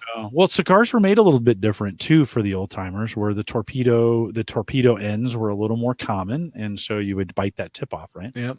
And yeah, they used to make a lot more perfecto shapes, so shaped cigars rather than what they call parejos, which are, straight sided. So, Yeah. but, the important thing is cut it. You can't smoke it till you cut it unless you got a cheap machine made. You don't say that too loud because Justin is trying to get me to smoke this thing right now Oh, in the chat room. So I have to be careful there. So it can from a cutter standpoint, yeah. I've noticed cutters, the cheap ones are a few dollars to the more expensive, which medium would be in the $30 range, where the more expensive Yeah. ones maybe And 60, $65. at some point, they go crazy and they become more decorative collectibles, which then people, Yeah. put them on a shelf and don't really use them. Yeah. Yeah. Well, I left mine outside. Didn't know it the other night. I was looking for we were going to go out and smoke, and was looking for the cutter. I'm like, well, I must have left it in a pair of pants or something. Yeah. It'll come up. It'll show up. So we get out there and we start, and then one of my kids goes, "Oh, Dad, there's your cutter," and I had left it on the rail of the fence. It's dark up there, and I didn't see it. Well, okay, I left that cutter out overnight. Not such a big deal. There is that, if you invest money, Yeah. you are likely to leave it somewhere. So, if you're the kind of person who loses things, yeah, just keep buying $6 disposable cutters. Well, and I've also learned, like as I go to Havana, I kind of take cutters and lighters with me. Yep. Sometimes they Havana's crazy about this. Sometimes they're out of lighters or they're all around. It's like, I'm just going to take my own with me. I went on to Amazon and picked up some inexpensive lighters, and Yep. I've seen some guys go crazy over these things. This is really just a one flame jet, so it's a jet flame butane on the bottom, or not? It's butane, right? Butane on the bottom, easy to fill. Gets me, I don't know, 3 or 4 evenings with multiple people using them, which is pretty good. Some guys like the flame, some like both. Soft flame. Yeah, well, yeah, soft flame, yes. Yeah. Yeah. Do you have an opinion, or is there, as we think about lighters, do I need to get one? Because I've seen them where they turn on the jet and then you can flip them over to a soft flame for the actual draw. Any opinion on that? I think for cigars, I mean, really, the jet flame lighters were designed for cigars. Okay. Right. I mean, people obviously use soft flames before there were jet flames, but with a good jet lighter, you can hold it somewhat away from the end of the cigar and toast it a little bit before you go to light it. And the important thing is just make sure that it's evenly lit to start, right? You don't want to start off on the wrong foot and then not have a good burn on that cigar. But it's interesting, I look at it a lot like the razor blades, right? Originally there was one jet, then there were two, Yeah. then three, and then four, Yeah. And I think the most popular ones now are the three jet lighters. Yeah. And I think that's what this is. I Yep. got them I got it as a deal on Amazon, $20. They were 20 for two, but they sent me four by mistake. So I've been given, I gave one away to one of my kids. Yep. I said, keep this it's where we play poker. Keep this in the garage. So we always have one that's there. I've got another one just in case. Good So to have. now the important thing on the refill is to make sure you bleed the lighter. Okay. So, And that just means run it all the way out. and you don't necessarily have to, because what you can do is, Oh, I see what you mean. you turn it upside down Mhm. and let the propellant out of there, right? Because over time you won't be able to refill it completely, right? Because you've still got all the propellant in there. Mhm. And so after a while, people say, okay, my lighter doesn't work anymore. And they bring them into Is the that just store. turning it upside down and turning it on and No, turn it upside down. And they actually make a bleed tool, right? So what you're trying to do is on the little nipple underneath, and you could use the tip of a pen, or I've used a toothpick, okay. right? Just to press that. Mm. And when it's upside down, it's really going to be the propellant that's coming out of it. And you'll know if there's actual butane coming out, because you can feel how cold it is coming out of there. And then that'll let you get a full refill on it. Yeah, these have been good and easy to refill. Clear on the side, so you can kind of see the fluid in there. And if I hold it up to light, it's really easy to see. And so I can kind of see where I'm at with that in getting that done. Yeah, Joe, let me grab my daily stuff off the desk. yeah. No, right on. Joe in the chat room, while you're doing that, Joe in the chat room says Zippos are just so cool. And of course, when I was in the military, the guys that did smoke always had Zippo lighters. That sound, that kind of patented sound as you flip that open. Of course, that's a soft form you get out of a Zippo, or at least an old school Zippo. Yeah, and I have more expensive stuff than this. I just don't use it anymore. For a cutter, I use a straight cut. This particular one is made by Lotus, and it's actually called the Lotus Jaws cutter. There's a little bit of a serration on each of the blades. I think those retail for about $30. And this is very similar to what you're using, Jim. It's really... Yeah, I think those have become the most popular, don't you think? Oh, yeah. As far as, yeah. Oh, yeah. And, I think at the store where the studio is, they're about $10. Okay. Yeah. And this is the Calibri V cutter. So it's hard to see here, but if you can see the blade and where you put the cigar in, you're going to get a much deeper cut with that V than you will on the cheaper plastic cutters. And again, that's kind of personal preference, right? It is. Yeah. It is. If you're getting a good draw on the cigar, that's what's important. Yeah. And I think it just takes practice. You got to kind of figure out what you do. You had mentioned this early at the top of the show. I think one of the things I've enjoyed most about it is the social aspect of it. Like, I don't want to go on my deck and do it alone. Like, I'm not interested in. It's not a single player sport, right? I mean, I want to be out there with somebody. Yeah, people relax, and they tend to, especially us men folk who don't talk to each other, tend to relax. And I find I have better conversations with people when we're sitting and smoking a cigar. Yeah. So let's hit a couple things on humidity, Jim. Yeah, 70-70. Do I have to have 70-70? No. 70 degrees, 70% humidity. And I was sure gunning for that for a long time when I first. Well, And you see all kinds of stuff. The ideal 70/70. That was kind of, I don't quite want to go with propaganda, but that was put out in marketing literature. I think there was a product originally called 70/70. And as luck would have it, if you mix propylene glycol 50/50 with distilled water, it has the property of maintaining 70% relative humidity at 70 degrees. Okay. So 70/70 is safe, right? You're not going to get mold and you're not going to get any tobacco beetles. Does that mean it's the right humidity for that cigar? I think not. You know, I've got active humidification and mine's dialed in. I was going to check it, but I have all of them out right now. Yeah, You know, that's right. last time I checked, I was running at about 64%. A little lower, a little lower. Yeah. And really, what that'll do is I find they burn a little bit better, Okay. you know, a little bit drier. Some folks will keep them at 70% and then even dry box them for a day or two, take them out of the humidor. Yeah.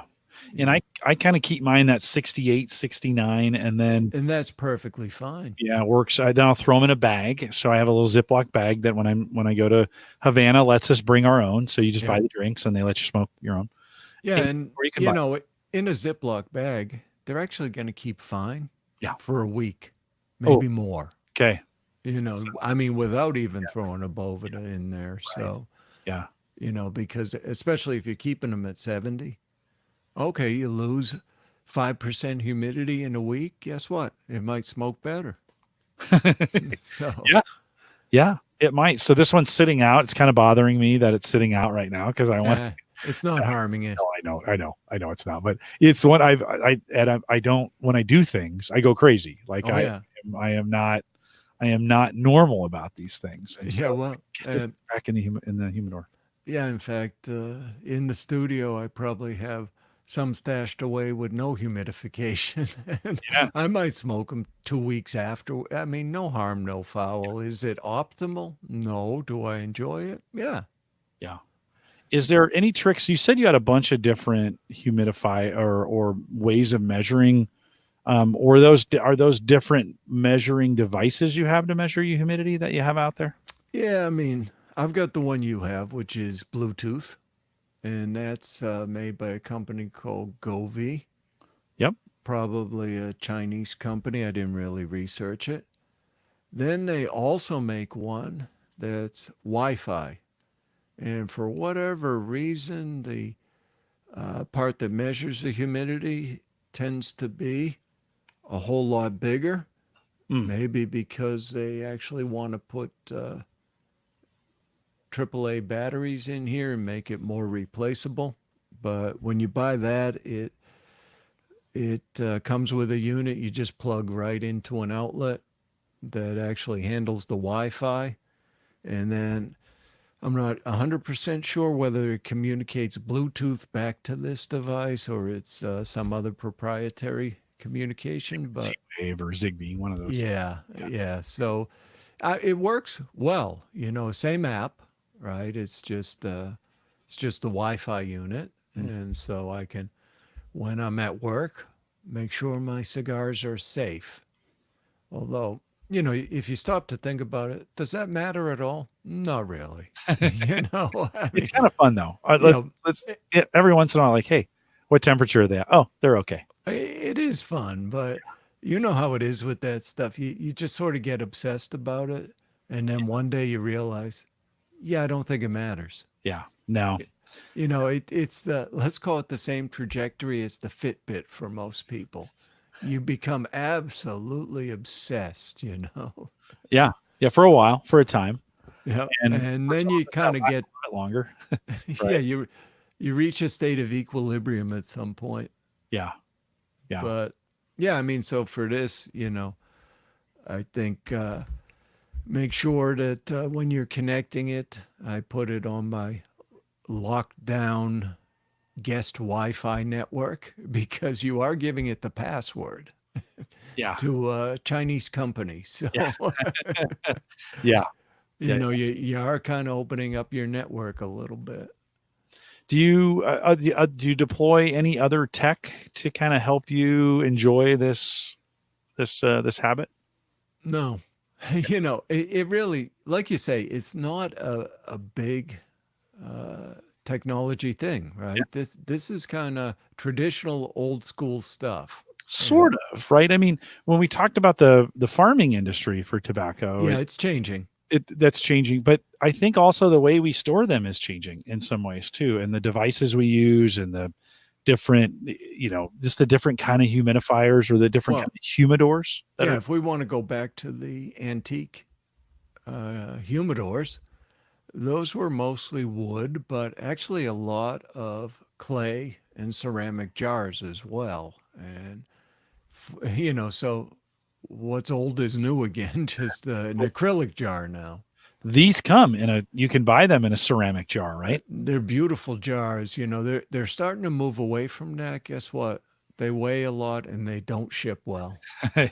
Yeah. They're beautiful, but they for those now they come in a very nice box that has a built-in humidification unit. So even when you're done with the cigars, you essentially have a humidor that you can use. That's an $800 box though. Yeah, it's not cheap. Although we did have one guy when the guy who manufactures the cigars, a guy named Nelson Alfonso, he was in the store for an event, and one guy bought 8 boxes that day. Oh my gosh. Yeah. Well, when you have that kind of money and you don't really care that. You might as well smoke what you like, right? No, right on. I listen. I went 25 in a box. Uh, Yeah, those are 25s. so 200. No, okay. Yeah. That'd be fun to have friends over and say Here, everybody have one, this might be one of the best cigars you're ever going to smoke, right? Yeah. How would you say you've smoked Cubans? So Oh, many. how do you think this compares? There's this myth around Cubans, right? Everybody's like, "Oh, it's a Cuban." Is it real now, or has Nicaragua and Costa Rica and everybody else caught up? Everybody else has surpassed them. Okay. I was in Cuba 2000 ish, right around almost 20 years ago, and I've heard from people who have been recently. It hasn't really changed. Right. They haven't really upgraded anything, Yeah. and Yeah. then they had a real problem with their wrapper leaf at one point, a problem with blue mold.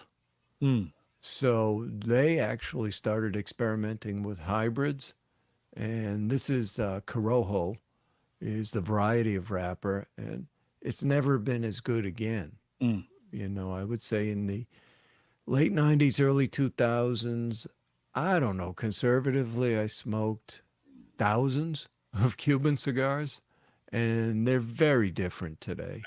The other thing is they are still made with single origin tobacco. It's all Cuban.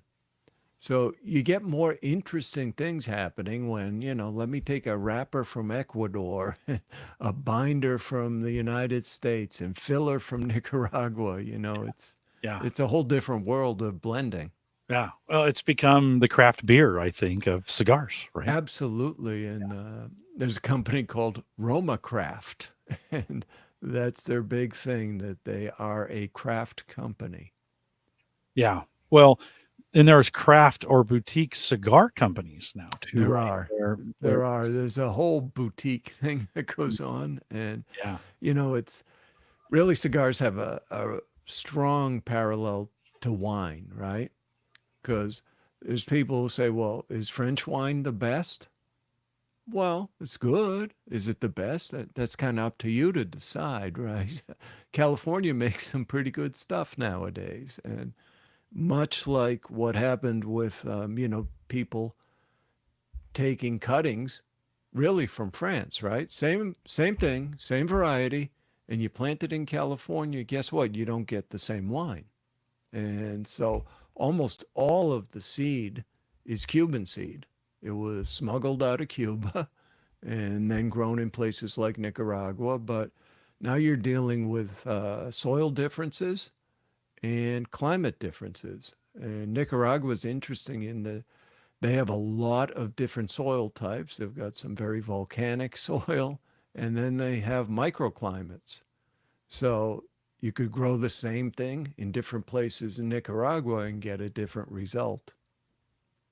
And, Connecticut was a big cigar tobacco production site. A lot of that has gone the way of development, shopping malls and the like. And it's difficult too because you can't compete on labor cost with Nicaragua and those cheaper companies.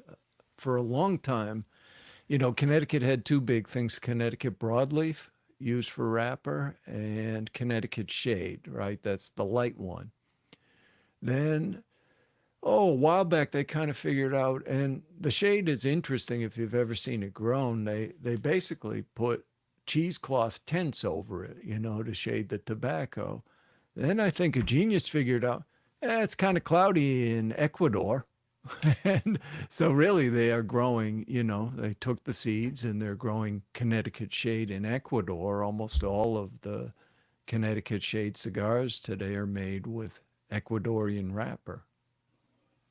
So, Well, in the U.S., I mean, Justin was mentioning Australia, where he lives. They've gotten pretty aggressive about really putting the clamps down on cigars. Australia is one of the toughest places on the planet now to be a cigar smoker. Yeah, and there's some in the U.S. it's easier, but we have gone through and we continue to go through a pretty strong anti-tobacco lobby And, here in the yeah, I mean, the cigar industry has taken a big hit in recent years because of vape, right? Sure, So, sure. so everyone wants to regulate vape. Well, unfortunately, and this is a fairly recent thing within the last 5 years, the FDA decided they need to regulate cigars in the same way that they regulate cigarettes. So what that means on the cigarette side is you can't put new product out without going through FDA testing, which costs many hundreds of thousands of dollars. Well, guess what? We're not, if you're in the cigar business, you're making small quantities of, a handmade product. You're not, manufacturing, you're hand making these things. So it may become impossible, depending on which way the FDA goes, to introduce new cigar products. Yeah. And that's kind of a shame. Well, it's always a lobby, and it's one of those things we're going to fight. If you're in Australia, we feel for you, but there's always, I mean, it is one of those things, and it's Yeah. always been. It's just a part of getting around things. I think a lot And of Americans wish they could get more Cubans, of course, yeah, harder, and well, that's because you can't get them. It's the forbidden fruit, it right? is. Yeah, yeah. And I think in Australia, they've gone to generic packaging. Okay. And that's also a shame because if you've seen some of the boxes, I mean, there's cigar art, really beautiful packaging. I mean, if you look at the band on that Byron, and there's a lot going on. I mean, somebody spent a lot of time in design on that. They've got raised gold. So a lot of the designs are very elaborate, and that's part of the tradition. Yeah, it's a beautiful product, right? I Yeah. mean, it's just a beautiful product and a beautiful experience. I do. It is one of those things. Okay, so let me say this here at the end of the program as we think about this. I am in no way. I've had some folks say to me, Jim, why are you encouraging? I was a runner for a lot of years, and in fact, for the last 10 years, Yeah, I 5 was a marathons, did a big lot of fitness. cyclist, long distance cycling. Yeah, And and guess what? It interfered not one bit with it. yeah, well, I've had some folks. You say that, but I've had some folks who say, Jim, are you promoting a really bad habit or a really Yeah. bad? And I don't want to, Ed. We don't need to argue about it, or we don't need to talk about it too much. I want to tell the listener, if you're thinking that, you're like, I can't believe I sat through this. Here's an hour of my life I'm never going to get back. And am I going to turn Home Gadget Geeks into a cigar podcast? No. No. That's what we have the Cigar Authority for. Like, go listen, go over and listen to Cigar Authority. But I'm not gonna. If you don't want to do it, don't. If you want to, do. And it is one of those kinds of things. There's a lot worse, but it is one of those kinds of things that I am looking forward to for the next however long I'm left, enjoying it as a thing we do with friends and folks who enjoy that as well. Yep. I have certainly enjoyed it. And so if you're listening, you make your own decision. There's not trying to pimp anything or push anything or say you got to do this or you got to get into this.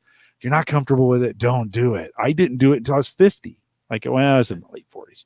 But and it's probably for me, I'm so crazy about these things. It's probably a good idea. I waited for me till I was the fact that I've smoked 4 this week.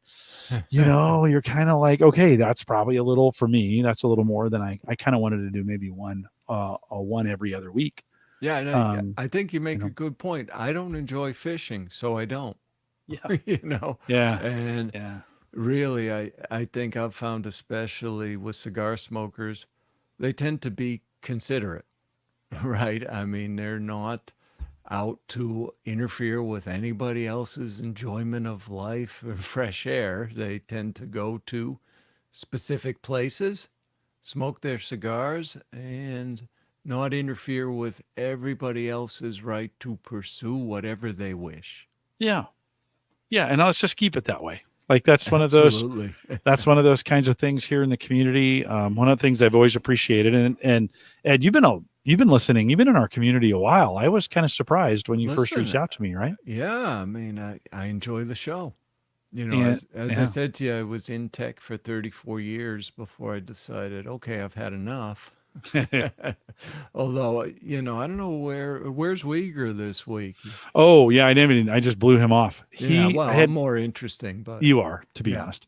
And Mike had family obligations. He pinged me on Wednesday and he was like, "Hey, do you think you could just talk to Ed?" And I'm like, "Yeah, I think we can. I think Ed and I can probably do a show." But so he took the night off. On last week's show, he almost had me hooked on that iPhone 11. He was talking it up, but. Yeah, I've been an Android guy since forever, and I've been thinking, okay, maybe I should move over to an iPhone. The big impediments for me are I'm deeply embedded in Google Voice, and just because I worked for mobile companies for years, right? So I would have to test multiple carriers. And it's so much easier for me to, okay, I'm just going to grab an AT&T SIM and plug it in here and my phone number doesn't change. All right, I got to go to Verizon now. And even recently I thought, I don't know if you've looked at Visible. It's Verizon's pay-as-you-go plan. $40 a month all in. And I thought, all right, I got a coupon code. I'll spend $20. I'll get a SIM. And if it works for me. Yeah. Hard to beat.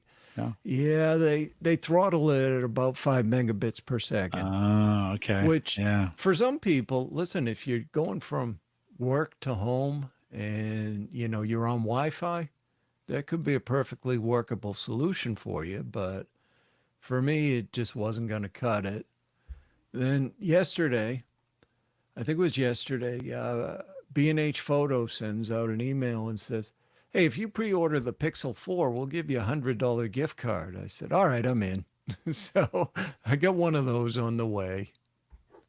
Yeah. And the other tough thing, too, is if you're on Android, I'm using Podcast Addict. I subscribe to roughly 120 podcasts. Oh, wow. And I'm thinking, I can't go put all of those in again. I just...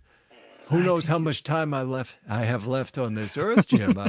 So that was kind of the final decision. I'm just not going to move my podcast. No. Well, I think that you can export and the file, move it, and then pull it back. I get you. I used to do that for a living. I'm not doing it for life now. No. And in the chat room, Shadow PO, or maybe that's supposed to be people, says, how did you deal with the transition from IT? Just left one IT job for another, now only 5 minutes from home, thankfully. Any recommendations on getting out? Which is I don't know if I've ever kind of covered Well, this on my show, but as you've listen, transitioned out of it, how's that gone? my biggest recommendation is make a lot of money. No, I mean, I Yeah. most recently, this goes back to 2017. I was at a medical technology company, a publicly traded company, VP of engineering, and I had teams in Lexington, Mass, San Francisco, right downtown, and Santa Cruz. And I It's a was, great place. it's a great place. I worked at a company whose headquarters was in Santa Barbara one time. Oh, But the thing is, if you're on the East Coast, really going out to California twice a month wears on you. And at some point, a private equity company came in to buy the company I was at. I said, okay, this is not going to end well, but let me give it a quarter and see how it goes. yeah. And I stayed a quarter, and the guy I went there to work for, well, he's gone already, right? So I went in to see my boss that didn't know me and said, yeah, I'm going to be leaving the company. And he said, I'm really sorry to hear that. Where are you going? I said, just to my house. And, so I intended to go back, right? But I think you were talking about commutes last week. Yeah. And Yeah. so all the jobs are in Boston now. Really, anything you'd want to work on, Boston, right? I'm Mhm. only 23 miles away. That would be over 3 hours a day of Yeah. commuting for me, Yeah. And so I look at jobs and say, yeah, I'm not going to take that. That's in Boston. Or I'd look at something and say, yeah, I don't want to work on that. After 6 months, I realized, guess what? I'm out of that business now. So I thought, what do I like to do? And I actually went and worked in the cigar shop retail for a while. Hmm. And they just opened the podcast studio 2 years ago. I said, all right, that looks like fun. I'll Yeah. go do that. Yeah. I've contemplated it. Like I've enjoyed the cigars so much. I'm thinking, okay, maybe in the next decade I'll learn enough that I can, in kind of semi-retirement, Right. Well, kind of work in a store, open my own store. what really happened is, I sort of felt guilty because now I'm not working. Hmm. I painted every room in our house so my wife wouldn't yell at me. And then she said to me one day, can I ask you a question? I said, yeah. Are you ever going to get another job? I said, gee, I'm not really sure. She said, well, you at least have to cover the cost of your cigars. And Yeah. I thought, here's a great Mm. idea. I'll go work at the cigar shop. I'll get a discount. Yeah. Problem solved. Do you guys with the podcast, do you get reviewed? Do they send you review cigars to try and how does that work? Yeah, I mean, Maybe I need to get more into that space. yeah, you do. No, I Well, don't really want to review cigars. I uh, just want to smoke them. no, you don't, No. because as an example, I mentioned I'm a blind taste tester Yeah. for Cigar Journal magazine. So Yeah. last month, a bag of 13 cigars shows up, and okay, get us the reviews in 2 weeks. Yeah. And, you don't get the same enjoyment out of No. it. No. And guess what? Some of them are not good. Yeah. So, Yeah. Well, I really enjoyed last night, even though it was kind of like, okay, I got to get this cigar smoked. it was Uh, an obligation at that I point, I but couldn't I couldn't look you in the eye and come on the program. You're like, hey, I sent you these really nice cigars, and they're still in the humidor. And it was really fun to one to know they had been sent by you, which is great. It's always fun to do that when somebody else gift them. Justin sent me some, and I will enjoy those too. As it'll be nice. This thought of they were a gift. I give so many of these away myself to my kids or to my yeah. coworkers right when we do this. So to get them from somebody else is pretty great. And then just to sit on the deck for 2.5 hours in the dark. I built this deck especially. It's funny, when I was building it, I didn't know I was going to do this, but I built this deck particularly to sit out in the evening and enjoy the night sky, and why not with a cigar? And Yeah. so that's worked out pretty well. And then technology wise, I talked to Justin because I was thanking him. I'd got the box and I'd got the rum from him. And I said, I was just saying thanks, and we had this conversation and snapped some pictures, and I got a picture of me smoking the cigar with him, and he's like, "Oh, I hate you," because he was at work. So just even virtually, fun to do it that way. See, that's part of the reason I work in that studio. How many places can you smoke at work anymore? Yeah. You know. Yeah. Yeah. But Do they have that's a air big thing. filtration systems for in there as well? Oh, yeah. very And that's good. another bit of tech. Maybe we'll save it for another show. But that's another bit of tech, right? Is an HVAC that removes all the smoke, right? Yeah, actually, that's what we downsized our house, and that's what I miss most about the last house. We built it. I had my custom built cigar room, and it was over the 3-car garage, so 625 square feet. And I put in separate HVAC for that room, right? So it was actually pulling fresh air in and recirculating air. So it worked out well. Now I can't smoke at home, so I had to get a job where I could smoke. Did the buyers, when they bought it, did they know what they were getting there, that it had been a smoke room? They did. Okay. I didn't make a secret of it, but yeah, I mean the reality is if you're smoking in the room all the time, you're gonna have to repaint everything. Yeah. No doubt. Well, but I was watching a YouTube video, and we'll wrap it here in just a second, but I was watching a YouTube video, and the guy painted it like a jet black, the walls like a jet black, and he had really dark furniture, and it looked pretty good. Yeah, leather furniture, no carpets, no drapes. Yeah. My walls were painted to start with kind of nicotine stain. It was sort of that way. A light, warm brown color that wouldn't suffer too much. Yeah. Yeah. Well, Ed, thank you for it's been fun, Jim. Reaching out to me and saying, "Hey, have you thought about talking about this?" And while it's not necessarily super tech heavy, I think there's a lot of tech, and it's my show and I can do whatever I want, to be honest. That's how I appealed to you. I noticed you just talked about drinking one day. We did. And we don't do it all the time. No. Next week we've got the guys coming from Nextcloud, and it will be very techy in that point. But I think actually the one you said was the barbecue. You were like, "Hey, you guys talk about grilling all the time. Yeah. Could we do a cigar one?" And I think we should maybe think about doing this every 6 months or so, whenever it comes up. And we'll see if everyone hated it first, Jim. Oh, there's always I think there's always haters. There's always gonna hate, but I actually produce a barbecue show too, so that one's a lot of fun. Well, we may need you to come. Mike Howard, who is doing that show, got really sick, and he's doing better now. He has really bad cancer.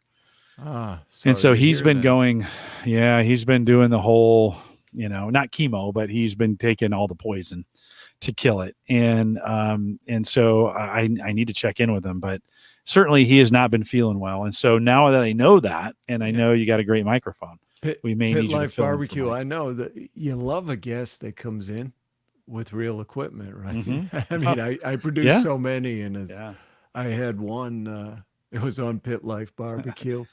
He joined in his car. I said, "Oh, this isn't going to go well." Then he decided he was going to start driving during the podcast. So yikes, dude! Check your schedule. Check your schedule. If it's so tight that you got to drive during a podcast, well, it depends on the guests you're getting too, right? A lot just don't know tech at all. True. No, that's very true.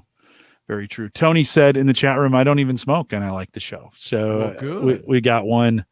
We've got one thumbs up. Hopefully. As long as one person likes me, I'm good. Well, I like you, Ed. So all right, you're good. We got two now. You're good. Now, Uyghur, we don't even know. No, he's a little sketchy. I'm just going to be honest. That guy gets in and out of things faster than anybody I know. He's an attorney, right? He is. All right. Enough said. Strike number one. Strike number one. Well, Ed, thanks again. Hang tight here. We'll do a little bit of post show, but a couple reminders as folks, as we think about wrapping this up. If you want to financially support the show, you can do it in really one of two ways. Patreon's the easiest, theaverageguy.tv/Patreon, or you can send me cigars. That works out too. Actually, if you got a favorite they're pretty light and they don't cost that much to ship. If you got one, you want to send it, and I'll review it for you, like I did with Ed's, and I'm going to do with Justin's coming up, and some others that we've done. I think Joe sent me to Joski sent me one as well. You're welcome to send them. Just email me, jim@theaverageguy.tv. I'll give you my address. It's a lot of fun. Likewise, if you want some recommendations, or you just want to chat about it, let me know.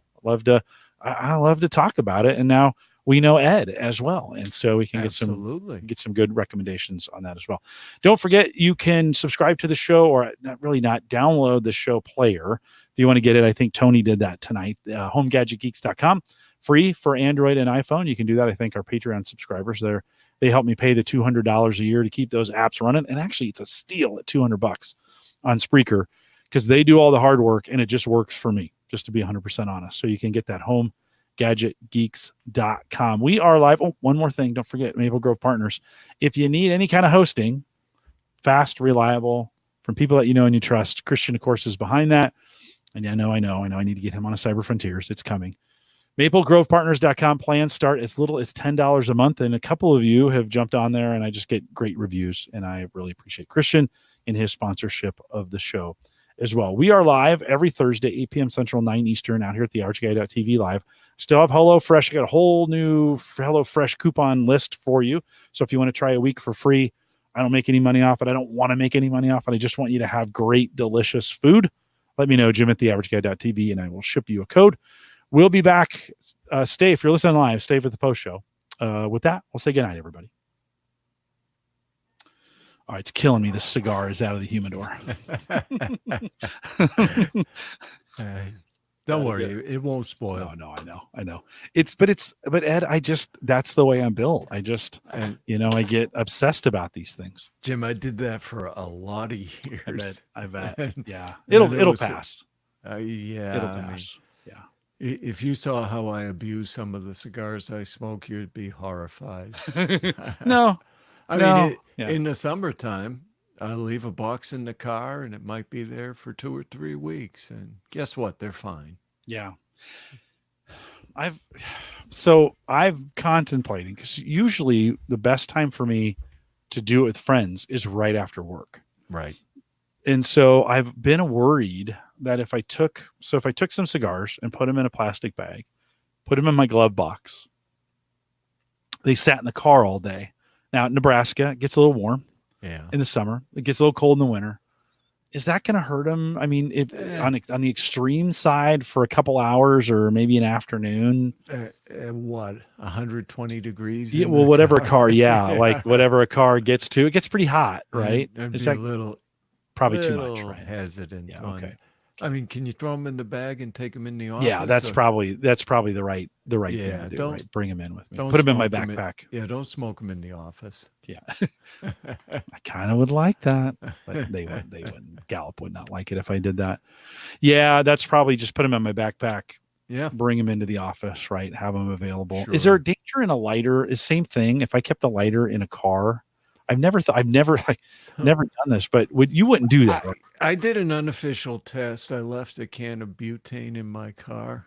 Yeah. All summer long. It was fine. Okay. And we touch 100 degrees now and then. So I'm sure it was 120, 130 in the car some days. Tony says, thanks, Ed. You're so chill. Thanks for being on the show. I am chill. You know why? Because I enjoy a good cigar. Not that I'm encouraging anyone else to do so. It's your choice. It's your decision. You don't have to do it if you don't want to. Yeah, I mean, the other thing, too, is, cigar smokers do tend to gift a lot to each other, and way back when, you remember Usenet? Oh, yeah. Yeah, I mean, I guess it's still around, but there was a group called alt.smokers.cigars. So I was a part of that back in the dial-up days, and people would set up all kinds of trades, with complete strangers, and then they organized some events, and that was in the earlier days where you're thinking, okay, am I going to meet serial killers, or, what's going to happen when I get there? Is it a group of cannibals? But get killed? Are they taking kidneys? met a lot of great people. One of the people I met way back then is a guy named Steve Saka, who founded a company called Dunbarton Tobacco and Trust. And Steve Saka, for a while, was president of Drew Estates. Oh, okay. So he was involved in the creation of Liga Privada. Okay. So he makes some great cigars now. Mike Rita, Mm, which is, I'd call it a more refined version of something like a Liga Privada. okay. The the other one to keep your eye on is Foundation Cigars. Foundation. That's a gentleman named Nick Malillo, who was a blender at Drew Estates. Hmm. So he actually makes some very nice cigars now in Nicaragua. Okay. Yeah. Good to know. Good to know. You say it's a sharing community, and if you're around me, your first cigar is on me. That's kind of the if we're going out, you're smoking one of my cigars first. And Absolutely. that just is so the guys at work, they're a little more inclined to say yes. Like, hey, first one's on me. Yeah, I'm there. All right. And I'm going. oftentimes they'll buy the drinks, but it's it's a guy again, it's a great way we're right downtown. And you're right. It's a good sharing. It's Yeah. kind of a good sharing community, and there's not much you can do when you're sitting at the table smoking a cigar. You got to kind of talk to each other, You sort of do, and Yeah, one of your hands is occupied with the cigar, so you're really not on the phone as much either. You that's know, that's you true. got I, you got to I put it struggled. down to. I struggled last night as I was trying to keep this thing lit because I was getting towards the end and it was getting harder to keep it lit.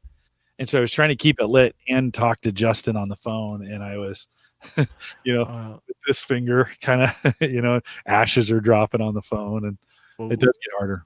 yeah, we had a guest on the Cigar Authority from a company called Aganorsa, who is down in Nicaragua, and they do something called the Aganorsa Experience.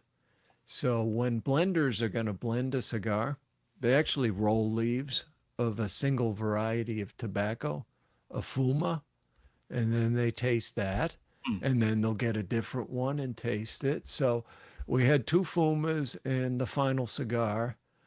And I've got five people on the show trying to run the board. Yeah, I was running out of hands, you know. All I can say is compressed air is your friend if you're going to smoke around a mixer. You're gonna say, well, I've spilled wine in two of my mixers, so Yeah, uh, I mean, it's funny because studios are usually so obsessive. And today I was eating mystery Oreos and smoking cigars. So, I mean, it's I great life. got no complaints about the job. Justin says best I've seen is one guy set up a box with cigars, and it was posted around. Pull one out, put one of the equivalent value in. Huh. So if you're gonna take one out, put one in to share it that way. That's a good way to do I it. like it. Yeah, And, yeah. if people have, local smoking buddies, often you'll see them split boxes of cigars Mm, because, depending on it's not cheap yeah, to buy a full box of cigars. I mean, I'm not even talking the Byron level, yeah, right? But yeah, yeah, still, if they're a $10 price point and it's a box of 20, that's a couple $100. yeah, yeah.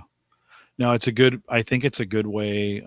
It's a really good way to share in that regard. I don't. I've been trying to gather kind of some local friends who will do more of that with me. I got a couple at work. Even so much, my neighbor next door just went through a really rough time, and so I said, "Hey, you smoke cigars at all?" And he immediately knew where I was going. He's like, "Oh no," he goes, "But I'll drink with you anytime you want." And so I need to figure out a signal or something to say, "Hey, tonight drinks on the deck." And Smoke signals. if I'm back there and you see the smoke, just walk over. Yeah. No, And it's yeah, funny you mentioned the running because, yeah, I used to cycle a ton, still get out there a little bit, but somehow my brother convinced me I should do distance cycling. Mm, Yeah, 300K in a day is a bit much, but long way to I, go. I used to do, 5 or 6 different centuries a year. And my favorite thing was, I was finishing those right around 5 hours time. Hmm. And then I would sit outside and have a nice cigar as all the other cyclists are arriving at the finish line. The looks of horror, you know. Listen, I wasn't close enough to bother them. They were just Yeah. horrified, first off, that I could be smoking a cigar, and Mhm. second off, that I finished way before they did. Well, it's been interesting in the running space, Yeah, which used to be really healthy. Like beer is a big deal now. huge. And so you have these races, and Oh, afterwards yeah. it's beer and brats, or Yeah. it's fish and chips and beer. Like Yeah. nobody's worried about. I mean, that's nobody's worried about that. And I wouldn't even be surprised now if to see a post race like you did, where Yeah. there'd be a couple guys over, smoking a few cigars. Or in Massachusetts, you can pretty much smoke anything you want, you Oh, know? yes, yes, yes, yeah, and that's going to be. I mean, that's going to be common here pretty quick. Justin says a race between breweries, and that's Yeah. yeah, those are getting more and more kind of more and more common. Every year at Gallup we do an Oktoberfest 5K, Yeah. and the 5K is just really an excuse to have a keg of Oktoberfest beer. Right. It's the new We break, softball league, right? yeah, we break at 3, and we kind of have a race. It's and then the keg comes inside, and we finish it, and pretty great And then excuse. all pat yourselves on the back for some good exercise. That's right. We got out, got some air. We got some. I just signed up. I'm running so we have a Trek Up the Tower race every February, 40 flights up our tallest building Oh, here. yeah. I've done that. This will be my 12th year. But 2 years ago, they came up with what they call the vertical mile, which is Mm. going to be 10 and a third times up. And I just committed to that. So in February, Yeah. 10 times. So I got to drop a few pounds and get a little maybe get a little fitter than I am. Yeah. A So what little do you got to hop on the Stairmaster to prep yeah. for that? We have a stairwell that's 5 flights, so I can train in there. Ah, We have a stairmaster as well that'll do some training in there, and it's just a good. I'm kind of been missing like running. I hurt my hips, and I'm just yeah. getting to that point where it's like, okay, if I keep running, I'm gonna have hip replacement surgery. So let's not Yeah. do. But climbing does not have the same. I don't have the same problem climbing stairs that I did running, and Yeah. so they get And yeah, get my brother was training. a big runner, marathons and all that, but yeah, eventually he moved over to cycling. It's just a lot easier on the body. Yep. Oh no, and I would do it too, but in Nebraska, you only Yeah. really get 6 months of cycling, maybe. Well, yeah, Maybe. New England, you don't have a long season either. You guys are crazy. You probably when you were in your cycling, you probably had all the winter gear, right? You were probably out riding Yeah, I cold. mean, at one time my rule was, okay, I'm not going to ride if it's less than 15 degrees. And that is cold on a bike, Yeah, especially if you're going downhill at 30 miles an hour. yeah, It's not pleasant. it's biting. Oh, It yeah. feels like you're being stabbed. Yeah. And then, you realize very quickly, okay, they designed all the cycling shoes to have ventilation in them, but I need my feet to be warm. Yeah. So, yeah. And at some point, you just feel like, okay, I'm old enough where I shouldn't do this anymore. Was that my did I leave a receipt in there? Oh. Oh, there you go. So it's not my fault? Okay, good. I was just kidding. I'm just she was washing something and a tissue got left in there and it's all over the yeah, Ed, Yeah. I couldn't it's just too cold for me Oh, to yeah. enjoy it. Yeah. And, I gave up mountain biking when I realized I don't want to fall down anymore. Yes, yeah. I went Because over the handlebars on a really, at one time, it wasn't a ride unless you fell. And then I early realized, days. In the Yeah. early days, that was kind of the point. Was Oh, to yeah. kind of wreck back in the late '80s when we were doing it. Justin has a great idea in the chat room. He says, "Tell Mike to buy a Peloton bike. That way, he'll sell it a week later, and you can get a new." Oh, nice. Because he will. I know Peloton's all the rage right now. Yeah, they are super expensive, but the tech on the Peloton is pretty cool. Like Yeah. that is, about 15 years ago, I was like, hey, why don't we put monitors up around fitness gear and, have things around them? And that's basically what Peloton did. Yeah. I mean, they're super popular.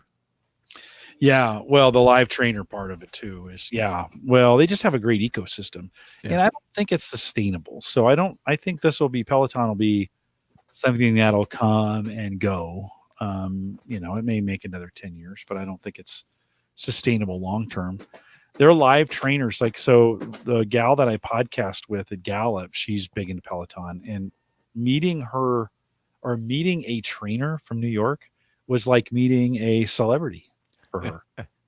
Well, in my business, we have cigar celebrities. Yeah. Especially some of the manufacturers. I mean, consumers turn out in droves to meet them. Yeah. Yeah. Like a Rocky Patel. Is that a real R- person? Oh yeah, Okay. I Yeah. just saw Rocky last month. So we do a big cigar anniversary dinner every year. I've got Oh a yeah, La Royale there. yeah, These are these are pretty good. yeah. Rocky's one of the better known personalities. Seems like a pretty nice guy too, I think, He and is. I've seen him. Rocky's a great guy, and yeah, I mean, at that dinner we got 17 manufacturers in, so it's a crazy event every year. I think Mm. 400 people. Is it a conference? Is it a No, it's the cigar shop where the studio is. okay? He's been doing an anniversary dinner. I think this was the 34th. Wow. And yeah, I mean, the event is like nothing you ever saw before. I think next year's grand prize is $35,000 in cash. Wow. So you pay $300 to go to the dinner, 5-course dinner, 17 manufacturers, each of whom gives you a cigar. So you got 17 cigars, a nice dinner, evening of entertainment, and you might win $35,000. It When sells out in a day. I bet. you I know. bet it does. And it's there is it in Boston? Uh, North of Haverhill. It's hard to find a venue anymore that will let hundreds of people smoke cigars. And Yeah. I got to tell you, even as a cigar smoker, that's a tough room Yeah. once you've got hundreds of people smoking. Yeah. Yeah. No, we when we do poker at my son's place, we're in an outdoor garage Yeah. or a detached garage, and we don't want to open the door because it's freezing outside, and so we get and then I'm really good at making smoke, so I just smoke them out. Like I turn that thing into and they're like, oh my god, Dad, we got to open the garage door. And so we open it, let some air in, and he's trying to get a buddy to install an exhaust fan in the upper Yeah. in the corner to kind of take some of the smoke out. $300 Yeah. for dinner, 17 cigars. You and know, it's 35 grand. I think this year, yeah, that's next year's prize. In the past, I think he gave away a Rolls Royce with silver bars in the trunk. Oh yeah. Oh, last year was what was that Burt Reynolds movie with the Trans Am? Smokey and the Bandit. He had that exact car from that year in pristine condition. Wow. That was the grand prize. And I don't know if it was arranged, but Bert was kind enough to die the week before the event, so it made it even more special. Hope it was arranged. But no, it was, and it's a lot of fun because he runs it almost like an elaborate game show. Yeah. So people get eliminated. And then at the end, when there's, say, 10 guys left, he'll start making the offers like, let's make a deal, right? Yeah. Okay, I'll give each of you $1,000 right now if you want to stop, but you all have to stop. Yeah. And it keeps going from there. And Oh, that's fun. yeah, last year there was one guy desperate, only two left. One guy desperate to stop, and the other guy said, no, no way. And he ended up winning, but it was the car he dreamt of owning since he was in high school. So 300 people there. How many people there? Yeah, 300 to 400. And at $300 a pop, so Yeah. about 90 grand. Yeah. So half of that goes back into prizes, and then Yeah, and the Yeah. other thing is sponsorships. no. No. Okay. Well, yeah, actually, the manufacturer sponsor, and then there are raffle tickets. So even once you're eliminated, you want to spend $10 for a ticket for a chance to get back in, and those sell pretty well. Yeah. So, yeah, I don't think it's a huge money maker for him, but he puts a ton into the production of it. I mean, he rented a wall of video for this, which couldn't have been cheap, right? Yeah. So, had two comedians come in to perform. So, the wall behind him is a comedy club wall with their names. Right. So, he actually has already started planning next year's. We just finished last month. That sounds fun. That'd be fun to come out for. Oh, it's an event, Jim. Yeah. It's like nothing I've seen before. No, that would be fun to. That'd be fun to come out for, and Well, I'll give you a heads up when the tickets are going no, on let me know. sale. Let me know. I had to work though. I had to actually interview all the cigar manufacturers. Oh, Yeah, okay. but we always do just kind of a fun question. I Right. think this year was what was your first job? And then we ran a contest on Cigar Authority. Okay, who can match the manufacturer with their first job? If you get them all right, you get a all expense paid trip to the next anniversary party. So Yeah. Tony in the chat room says, because they always bug me about doing a Home Gadget Geeks meetup. So he says, sounds like the right plan. yeah, but where are you going to do a meetup in Nebraska? Nobody goes there, do they? Oh, here's the weird thing. I've said that, but I've had dozens of guys say, "Yeah, heck yeah, I'd come out." It's in the Midwest. I mean, we've I think Orion, he's down in Topeka.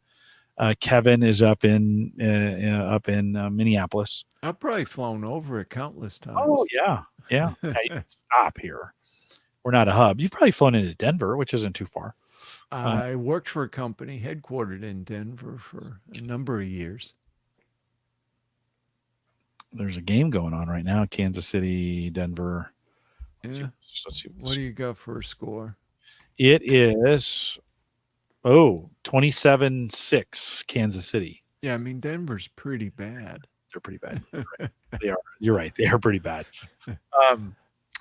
That would be. I've been trying to think of a different way of doing. The great thing about Omaha, super easy to get to. So we have enough here that you daily flights in from all the major cities. The airport is, I don't know, 15 gates. So divided on two sides. Super easy to get in and out of. Hotels galore, reasonable. So you can get a nice place here for under $200 a night. Lots of, because we host the College World Series here each year, lots of that kind of space to do those kinds of things. It'd be pretty easy for me to get a space for 50 to 75 guys or gals too. So it's, I guess, listen, you're the tech celebrity, so the people should come to you. Right. Yeah. Well, for a lot of years, we'd go to Indianapolis and do it at Dave's place. And, in Indy, it was easy to get to. Indianapolis got a big old airport. short. I mean, the nice thing about Omaha is it's a fourth of the size of Indianapolis and cheaper. So the guys have been hounding me for a while, and I will pull off a tech meetup, but it will involve cigars for sure. Oh, well, then I'm in. Sure. Tech and cigars, I'm in. Yeah. In Justin's case, it's a little far. Everything's a little far. A little far for him to make it. I've been at work. I'm hoping. So I'm going to London in December, and I'm hoping that this parlays into a Sydney trip as well. I'm doing something in London that if it works, I'm kind of hoping we can replicate it in Sydney. And so that'll get me a chance to get to Sydney and maybe meet some folks, maybe small. I'm trying to get, I didn't announce it on the show tonight. I'll probably announce it next week.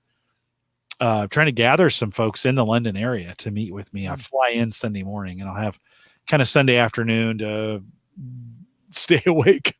Right. I figured I could pub it.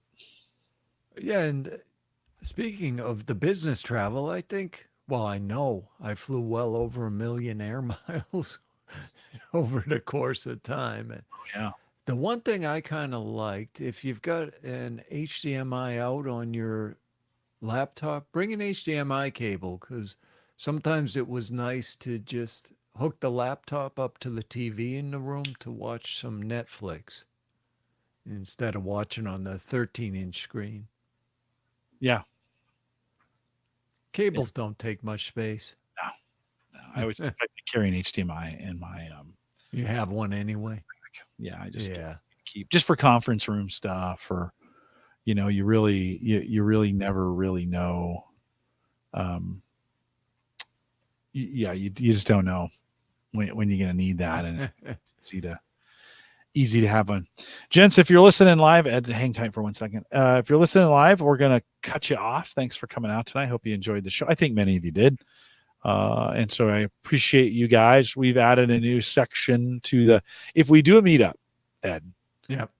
When we do a meetup, it'll be a combined drone, barbecue, beer brewing, all right, van life, cigar smoking, whatever else. Like I just think about all the various topics. It'll be everything Jim loves the most. Yeah. Well, or we've had guests on that have talked about it. I mean, it's those kinds of course we'll do server and storage and all that other crap, but yeah, I've heard of that stuff. The tech stuff we'll cover. That's a minimum. But a lot of fun, as we've kind of branched out and got really nerdy around these things, we'll have to do a bunch of those. So I'll have to get cracking on that. Tony, thanks for the reminder. If you come out live, thanks guys. We'll see you next Thursday. I think the guys from Nextcloud. So we'll see you next week. Ed, hang tight for me 1 second. Hey, thanks again.